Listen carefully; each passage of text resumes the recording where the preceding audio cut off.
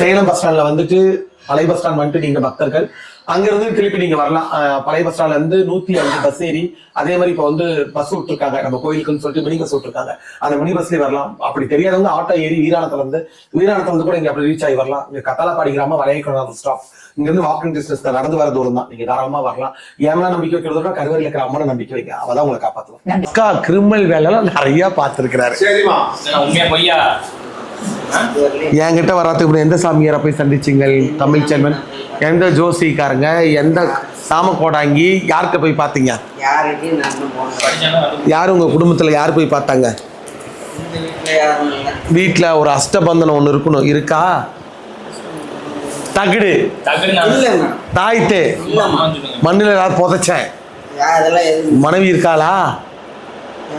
மனைவி இப்ப இருக்காளா? வீட்டுல இப்ப யாரு இருக்கா? வீட்டுல யாருமே இல்ல, அம்மா மட்டும் தனியா இருக்கா. போன் இருக்குதா அவங்க கிட்ட? போன் பண்ணி இங்க எல்லாத்தையும் அவுட் ஸ்பீக்கர் போட்டு வச்சு நிறுத்து. சரிமா நிறுத்து. இப்ப பதில் சொல்றேன், நீ எதுவுமே சொல்லக்கூடாது. போன போய் வாங்கிட்டாங்க ஒரு ஆள், போங்க.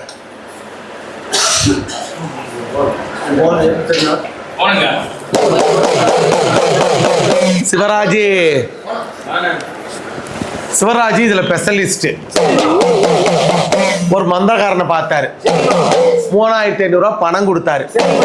பொண்டாட்டியோட போட்டோவை எடுத்துட்டு கொண்டு போய், பொண்டாட்டி என்கிட்டயே இருக்கணும், வெளியே எங்கேயுமே போகக்கூடாது அப்படின்னு பூட்டு போட்டு சங்கிலி போட்டு வந்தாரு. சங்கிலி பட்டாருன்னு வெடிச்சு பொண்டாட்டி சொல்லி போயிட்டா. அப்படியே மட்டும் மந்திரவாதி இவர் சந்திச்சாரு. போனாரா இல்லையான்னு கேளுங்கடா. எவ்வளவு பணம் கொடுத்தாருன்னு கேளுங்கடா. 3000 கொடுத்தாரு. சரி, மந்திரவாதி என்ன சொன்னாரு? என்னன்னு? சரி, இப்ப நான் என் பாடத்தை படிக்கிறேன், கேட்டுக்கோ.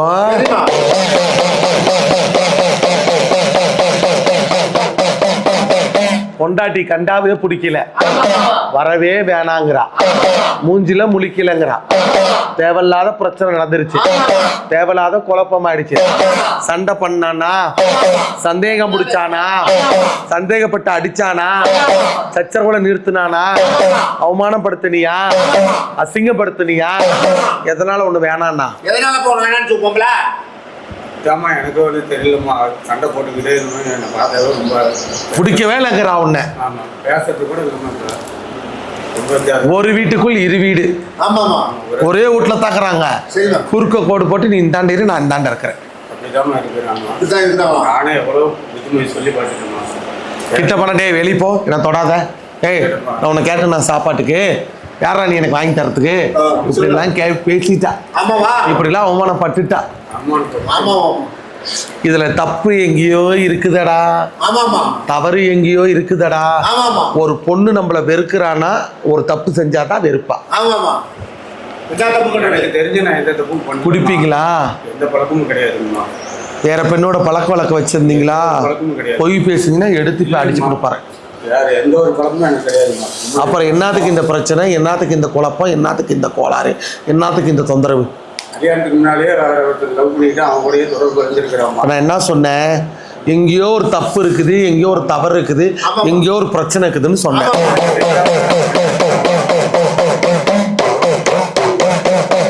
அதை கண்டிச்சியா? கண்டிச்சு கேட்டோமா. நம்ம என்னடா கேட்டேன்? சந்தேகம் பிடிச்சி பேசுனியான்னு கேட்டனா இல்லையா? நான் பேசவே இல்லை, நான் எதுவுமே கேட்கவே இல்லைண்ணா. இப்ப கல்யாணத்துக்கு முன்னே ஒருத்தங்கிட்ட பேசிக்கிட்டு இருந்தேன், இப்ப அதை தான் வச்சு கேட்டான்னு கேட்கறான். இதுக்கு பேரு என்னடா அர்த்தம்? அது சந்தேகம் தானே. இந்த சந்தேகம் விஷமா மாறி குழப்பத்துக்கு ஆளாயி கோளாறுல நின்று பிரச்சனையில தவிழிச்சு இடையூறு ஆயிடுச்சு, இடைஞ்சலு பட்டுட்ட, தீராத வென, தீர்க்க முடியாத மருந்து, சோதனை நடக்கும், குழப்பம் ஆகும், கோளாறு நடக்கும், பிரச்சனை ஆகும், நிம்மதி இழந்திருப்ப, உன் மனைவினால சஞ்சலிப்பட்டு இருப்ப. ஒரு துணி மாத்திட்டு வரா, அவங்ககிட்ட பேசியிருப்பா நட்டுக்குது. அத்தான் இப்படி துணி மாத்திட்டு போறா, கிளம்புறா அவனை பார்க்க. அப்படி நம்ம நினைச்சா அந்த வார்த்தை கோபமா பேசுற என்னடா ஆகும்? மனைவி கிட்ட சண்டை தான் வருமா. அப்படிதான் இப்ப நடந்து முடிஞ்சிருச்சு. நான் சரிம்மா. அந்த மாதிரி நினைச்சு பேசலைங்களாம்மா. பேசியிருந்தா கூட என்ன தப்பு பண்ணியிருந்தேன்னா கூட எனக்கு அதை கேட்டாவே தப்பு தான். சரிம்மா. நான் கேட்கவே இல்லைங்கம்மா. பொறுத்து எவ்வளோ நாள் போகிறோம் வராதுனால சந்தோஷமா தான் சரி, அவங்ககிட்ட பேசுறது எப்படி உனக்கு தெரியும்? ஒரு டைம் நேர்லயே பார்த்துட்டேங்கம்மா. எங்க வீட்லயே வீட்டுக்கே வந்திருந்தானா? கேட்டியா நீ? என்னம்மா அவனை கேட்டியா? உங்க 2 பேர்த்தையுமே கேட்டேன். அப்படியெல்லாம் ஒன்றும் இல்லைம்மா. நாங்கள் இப்போ இதாக தான் கொஞ்சம் பேசிக்கிட்டு இருக்கோம். என்ன இதாதாவனா?